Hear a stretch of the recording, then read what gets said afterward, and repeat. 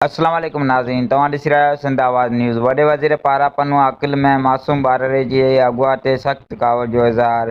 सिंध जे वॾे वज़ीर मुराद अली शाह पारां पन्नू अक़िल में घर अंदरि दाड़ियल दौरान मासूम ॿारड़े मोहम्मद हसन आराइन जे अगवा ते सख़्त कावड़ जो इज़हार। वॾे वज़ीर IG सिंध सां राबितो करे सुवाल कयो त घरनि मंझि दाड़ो लॻण वक़्तु पुलिस छा करे रही हुई। मूं केतिरा ई भेरा हिदायतूं ॾिनियूं आहिनि त पुलिस जो गश्त वधायो वञे, फौरी तौर ते ॿारड़े खे बाज़ियाब कराए रिपोर्ट पेश कई वञे। वॾे वज़ीर कचे में दाड़ियलनि ख़िलाफ़ ऑपरेशन तेज़ करण जो हुकुम बि ॾेई छॾियो।